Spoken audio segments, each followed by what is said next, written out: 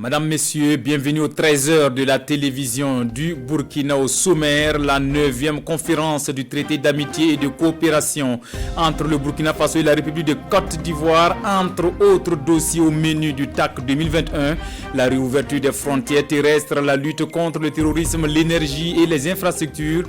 Vous aurez les échos du Conseil des ministres conjoints dans ce journal. À suivre également la une, la fraude à Bitouine, commune Carrefour qui côtoie le Ghana et le Togo. Les commerçants le savent, frauder est mauvais pour l'économie du Burkina, mais pour certains, il le faut car leur survie en dépend. Témoignage dans un instant. À l'international, Séoul et Pyongyang tentent de renouer avec le dialogue. Moon Jae-in et Kim Jong-un ont échangé par appel téléphonique à la faveur de l'anniversaire de la fin de la guerre de Corée. Mais c'est à Abidjan, en Côte d'Ivoire, que nous ouvrons ce journal avec les travaux du 9e TAC sous la présidence des premiers ministres ivoiriens et burkinabés pour un conseil conjoint. Plusieurs dossiers d'intérêt pour les deux pays sont soumis à l'appréciation de Christophe Dabiré et Patrick Giromachi. La réouverture des frontières terrestres, la question de l'approvisionnement en énergie, la gestion de la crise du Mont Peko sont au menu. Ouagadougou et Abidjan veulent davantage mutualiser leurs forces dans la lutte contre le terrorisme. Vous entendrez les deux chefs de gouvernement au cours de ce journal. Voilà, sur place à Abidjan, le ministre Salifou Thiam-Touré, en charge de la formation professionnelle, et son homologue ivoirien Kofi Nguessan ont jeté les bases d'une collaboration entre la Côte d'Ivoire et le Burkina pour le développement de la formation professionnelle, une initiative en marge du 9e TAC, le traité d'amitié et de coopération ivoiro-burkinabé. Reportage de nos envoyés spéciaux Rasmane Zoundi et Oumou Sissé.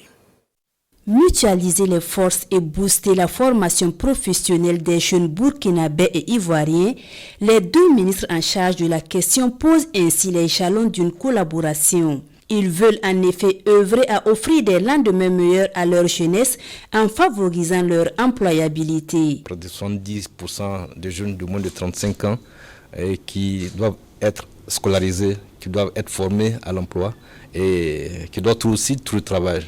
Donc nous avons discuté comment mutualiser nos efforts, comment faire en sorte qu'il y ait des formateurs de haut niveau pour former tous ces jeunes, mais comment utiliser le potentiel de chaque pays pour pouvoir avancer. Et la jeunesse de la diaspora burkinabé en Côte d'Ivoire ne sera pas en reste. Il s'agit de voir ensemble comment travailler à faire en sorte que ces jeunes-là puissent renforcer leur employabilité d'un côté, mais aussi voir comment ces jeunes-là peuvent avoir de l'emploi décent, peuvent aussi être organisés. Parce que, vous savez, en mutualisant donc nos forces, ici au niveau de la Côte d'Ivoire, il y a beaucoup de domaines dans lesquels on peut accélérer la création donc, de l'emploi. Cela passe par des partages d'expériences comme ici et qui seront bientôt matérialisés par des accords foi des deux ministres. En plus, des rencontres seront organisées pour faire le point des avancées. On reste à Abidjan pour une immersion dans les locaux du Fonds de développement à la formation professionnelle, le FDFP.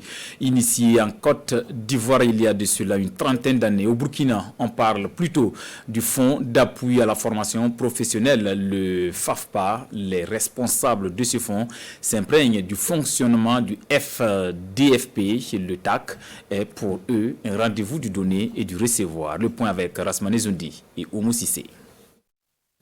Ils ont les mêmes missions, celle de contribuer au développement de la formation professionnelle par le financement. Eux, ce sont le Fonds de développement de la formation professionnelle FDFP Côte d'Ivoire et le Fonds d'appui à la formation professionnelle et à l'apprentissage FAFPA Burkina. Et en venant à Abidjan, les premiers responsables du FAFPA veulent renforcer leurs compétences dans le domaine de l'employabilité des jeunes. Nous avons été donc émerveillés par ce qui se fait ici. Alors, c'est financé donc par des prélèvements faits au niveau des différentes entreprises, mais aussi c'est un retour donc pour renforcer donc l'ensemble des entreprises donc qui existent au niveau de la Côte d'Ivoire.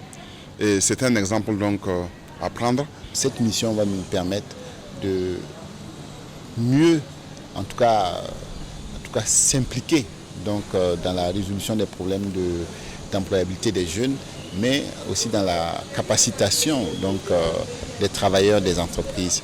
Et nous pensons qu'en venant regarder ceux qui sont déjà dans ça depuis 30 ans, ça va nous permettre de gagner du temps. Et cela passe par des partages d'expériences et qui seront matérialisés par des accords formels. Nous avons une sorte d'expérience en Côte d'Ivoire et au Burkina Faso, vous avez aussi plusieurs expériences. On va échanger et très prochainement, je prendrai les dispositions pour qu'une délégation du FDFP se rende au Burkina pour voir ce qui se fait dans le cadre de l'employabilité et une délégation aussi du Burkina viendra. Et lors des différents échanges, je peux vous dire que nos deux pays vont être gagnants. Une collaboration qui fera du Burkina Faso et de la Côte d'Ivoire des leaders dans le domaine de la formation professionnelle.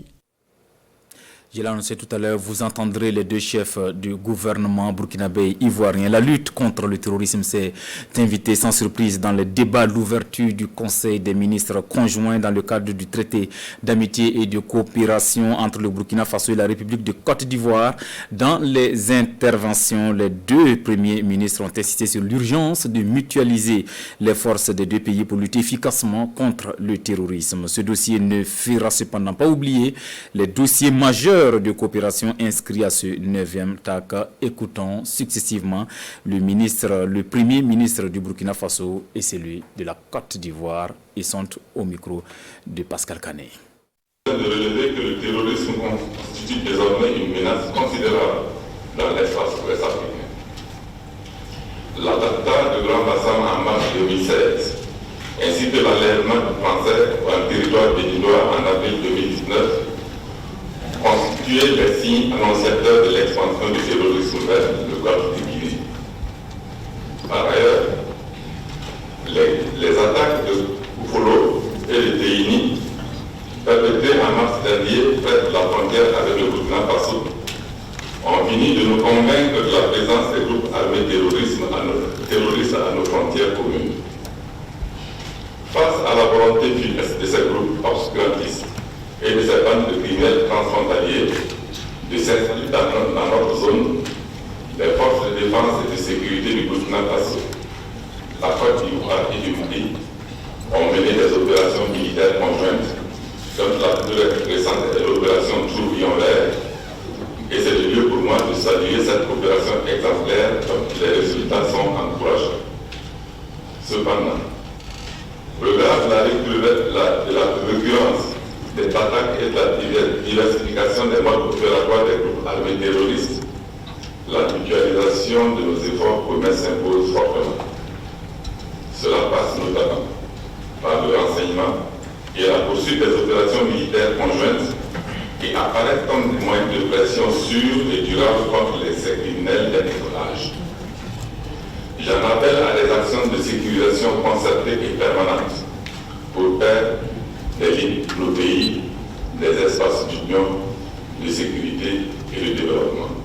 C'est le lieu d'exhorter le gouvernement à poursuivre, sous la haute autorité de nos chefs d'État, leurs actions concertées pour riposter, réduire, puis, in fine, éradiquer l'influence néfaste de ces fléaux en mutualisant nos moyens, notamment en matière de renseignement, de formation des acteurs de la lutte contre le terrorisme, évidemment de réponse sécuritaire et militaire, mais aussi en matière de politique de développement partagé. Car c'est l'alliance de la prospérité et de la sécurité qui permettra réellement de mettre fin à ces menaces. Voilà des propos de Patrick Jérôme Hachi, Premier ministre de Côte d'Ivoire, et Christophe Dabiré, chef du gouvernement burkinabé. Nous y reviendrons plus en détail dans nos prochaines éditions. Un conseil des ministres conjoint, mais aussi un journal télévisé conjoint. C'est à partir de 20h. Jean-Emmanuel Ouedraogo est sur place en Côte d'Ivoire. Un journal qu'il aura le plaisir d'animer avec nos confrères de RTI. Suite de ce journal, donc vous le savez, le gouvernement burkinabé actuellement à Abidjan, avant de rallier donc la ville, la capitale ivoirienne pour le 9e TAC. Le ministre Salifo Tiamtouré a donné son OK pour la formation de 150 jeunes avec le soutien des partenaires techniques et financiers qui mutualisent leurs ressources pour la mise en œuvre du programme commun d'appui à la politique sectorielle d'enseignement et de formation technique et professionnelle. L'explication de Issa Kafando et Marguerite Douagnon. Au nombre de 150, les membres de l'association Bowen Songre participent à la formation en technique d'aviculture de race locale améliorée. L'initiative est du FAFPA, le Fonds d'appui à la formation professionnelle et à l'apprentissage, sur financement de l'appui politique sectoriel d'enseignement et de formation technique et professionnelle. L'objectif de la formation est de renforcer les compétences théoriques et pratiques des bénéficiaires afin de leur permettre de subvenir à leurs propres besoins grâce aux activités rémunératrices de revenus. L'activité que nous lançons aujourd'hui, c'est en même temps les activités de 2020 et de 2021. Alors, ça va couvrir donc un nombre important d'activités. Et c'est pourquoi nous avons invité la Chambre de commerce, le patronat, la Chambre des métiers, et les chambres consulaires, et le gouverneur, les maires et l'ensemble donc des collectivités territoriales et toutes les directions techniques du ministère à se mettre donc dans ce programme-là. Parce que nous devons aller à pas de course pour former donc 33 000 jeunes filles et femmes dans cette année-là même. Et en même temps, lorsqu'on les forme, nous devons donc travailler à les former et à les insérer de façon professionnelle. Ça veut dire que ce matin, vous avez vu la formation, on a lancé avec 150 jeunes garçons et femmes. Et les 150 là, en aviculture, à la fin, ils seront donc dotés de kits. Et il y aura donc un suivi pour leur installation sur le terrain. Ce n'est que par là que nous pouvons donc lutter contre le chômage. D'une durée d'1 mois, le coût global du projet de formation de 150 femmes est de plus de 19 millions de francs CFA. La part de contribution des bénéficiaires est de 12%. La commission parlementaire en charge de la jeunesse, de l'éducation, de l'emploi et de la culture passe en revue les forces et faiblesses du système éducatif burkinabé. Après Koudougou, c'est à Bobo Dioulasso que les élus nationaux ont déposé leurs valises hier pour le même exercice, à savoir l'état des lieux du système éducatif assorti de recommandations pour rectifier le tir là où il le faut. Les précisions de Lamine Karantao et Kadou Roumenki. Avoir une parfaite maîtrise de l'état des lieux du système éducatif burkinabé est l'une des priorités de la commission parlementaire en charge de la jeunesse, de l'éducation, de l'emploi et de la culture.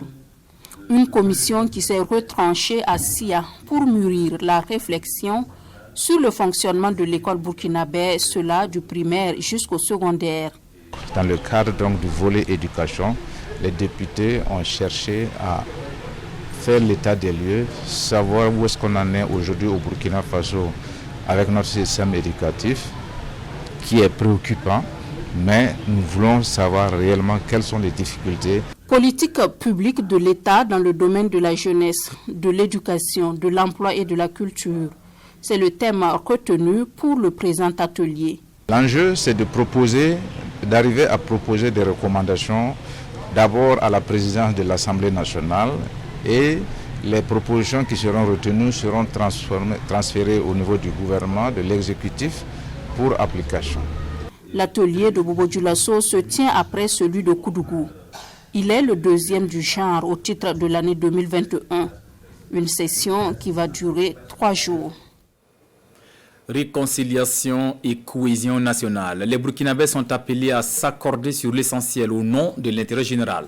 Pour la deuxième mandature du HCDS, les membres du Haut Conseil du dialogue social ont pris officiellement fonction hier. Leur mission, donner un coup d'accélérateur aux réformes publiques en cours, des réformes censées préserver et consolider le dialogue social au Burkina. Paul David Bambara, Maxime Zongo. Créé en mai 2017, le Haut Conseil du dialogue social a pour principale mission la promotion du dialogue social à tous les niveaux. Secteur public, parapublic et privé.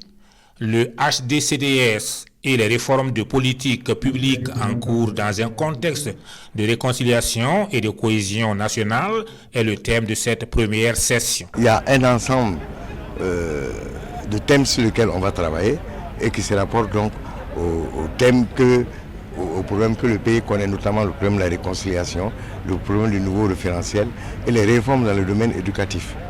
C'est autour de ces thèmes-là donc que nous allons nous réunir. Et à l'issue, on va faire des recommandations au gouvernement. Le Haut Conseil du dialogue social regroupe des représentants du gouvernement, des organisations professionnelles des employeurs et le syndicat. L'institution est essentiellement chargée, entre autres, de contribuer à la prévention et au règlement des conflits sociaux, de promouvoir la concertation et de formuler des propositions et des recommandations. Nous sommes un conseil, on donne des avis et on oriente. On donne quel est notre point de vue sur telle question et dans quel sens il faut aller. Cette session ordinaire a été mise à profit pour installer les tout nouveaux conseillers pour un mandat de 3 ans. Une trentaine au total, ils représentent donc les 3 composantes que sont le gouvernement, les employeurs et les travailleurs.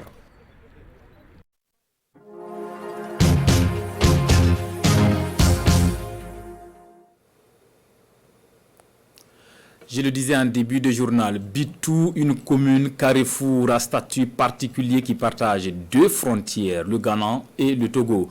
Les produits de ces 2 pays inondent le marché burkinabé. Vente à la sauvette des produits, y compris le carburant aux abords des voies. Point besoin d'enquête policière pour mesurer l'ampleur de la fraude. Pour une semaine à Bitou, Souleymane Sanou et Sekou Zongo ont le flair. Reportage.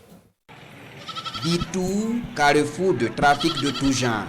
Ici, des produits pétroliers exposés et servis dans des bouteilles, du carburant dans des bidons, prêts à remplir les réservoirs des engins. C'est un véritable marché illicite, mais pour les promoteurs, le manque d'emploi et autres débouchés ne leur laisse pas le choix.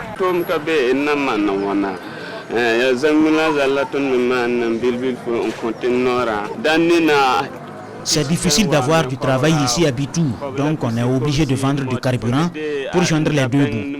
Nous ne gagnons pas grand-chose, mais c'est mieux que rien. Vous-même, vous avez constaté, regardez au bord du goudron là. Il n'y a rien même comme travail même. Il n'y a rien même.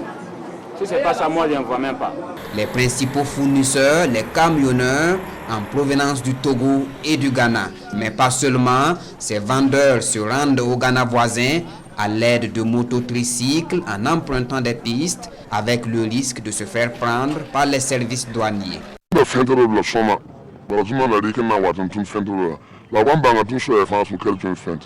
Avant, nous arrivions à faire entrer frauduleusement différents produits à partir de 5 ans C. Mais depuis que la douane a détecté nos pistes, nous sommes dans des difficultés et nous travaillons parfois à perte. En plus de cela, c'est l'économie nationale qui prend un coup du fait du non-paiement des taxes et les trafiquants en sont conscients. Nous sommes conscients que la fraude porte un coup à l'économie de la commune, mais nous n'avons pas le choix. Du fait de ce trafic de carburant, impossible pour les stations à essence légales de se faire une place. La seule qui existe ici peine à tenir le coup. Il y a des petites stations sur la route et ils vendent dans les bouteilles un peu partout. Je peux dire que ça joue sur notre marché. Il y a certaines, ils ne veulent pas essence de la station, ils préfèrent sur la route. Ils disent que c'est moins cher et c'est beaucoup. Je préfère acheter quelque chose qui est cher et qui va m'avantager à long terme que de payer quelque chose qui est moins cher juste pour 2 jours. Ils ne sont pas nombreux à penser ainsi. 640 francs CFA le litre d'essence à la pompe et 600 francs CFA le litre vendu dans des bouteilles.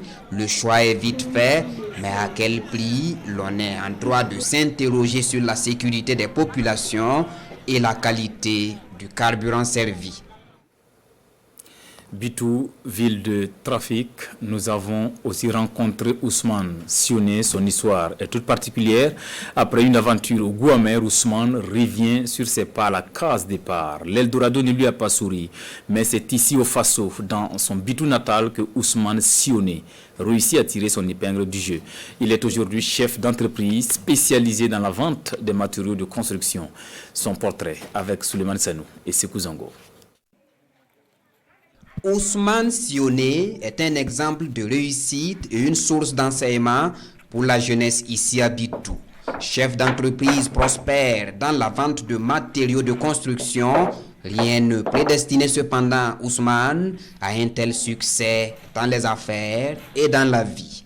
Dans son environnement, il est l'un des rares jeunes de sa génération à n'avoir pas fréquenté l'école classique, encore moins détenir un diplôme de formation professionnelle. Conscient de ce handicap, Ousmane Sioné se bat et obtient un permis de conduire. Nous sommes dans les années 1990. Il commence alors le transport en commun entre Bitou et Saint-Cancé. Vite, le natif de Bitou veut réaliser son rêve, être un grand entrepreneur et contribuer au développement de sa localité. Il part à l'aventure en Afrique centrale. Le jeune Ousmane débarque à Libreville au Gabon, mais va vite déchanter.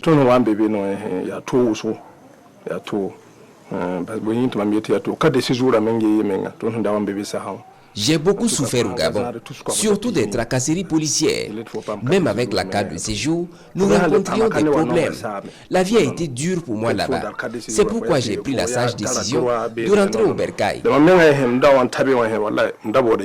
Il décide alors de revenir au Bercail après une année et demie passée en terre gabonaise. Nous sommes en 2001, l'aventurier est de retour à Bitou et reprend son activité d'antan. Et c'est là qu'il trouve son salut.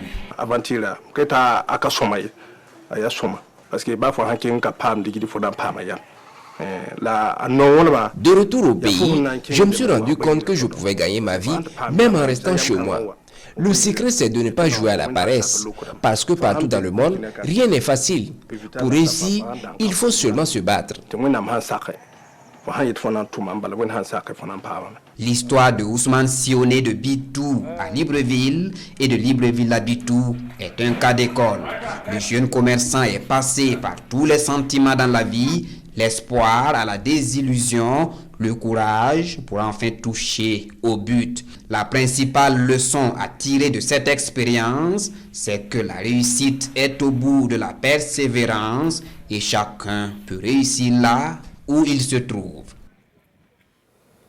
Voilà, le duo Sekou Zongo et Souleymane Sanou vous donne rendez-vous demain à la même heure pour d'autres reportages sur Bitou. Dans l'actualité internationale, Séoul et Pyongyang reprennent le fil du dialogue par un coup de fil. Les présidents Moon Jae-in et Kim Jong-un se sont parlé hier, un premier échange par appel téléphonique qui amorce un rapprochement des deux Corées après plus d'une année de suspension de toute communication et ce, à la faveur de l'anniversaire de la fin de la guerre de Corée. Regardez. Le président sud-coréen Moon Jae-in et le dictateur de Pyongyang Kim Jong-un ont échangé un premier appel téléphonique qui amorce un rapprochement des deux Corées après plus d'une année de suspension de toute communication. Les deux camps annoncent qu'il s'agit d'une étape vers une reprise des relations. Les deux dirigeants ont également convenu de rétablir la confiance mutuelle entre les deux Corées dès que possible et d'améliorer les relations intercoréennes. Nous espérons que le rétablissement des lignes de communication intercoréennes aura un effet positif sur l'amélioration et le développement des relations intercoréennes. Le processus intercoréen et les négociations sur les programmes nucléaires sont au point mort depuis plus de 2 ans. La Maison-Blanche a récemment fait savoir que son représentant était prêt à rencontrer des envoyés de Pyongyang. Des analystes estiment que le rétablissement des communications avec Séoul est une manière pour Pyongyang d'entrouvrir un dialogue avec Washington.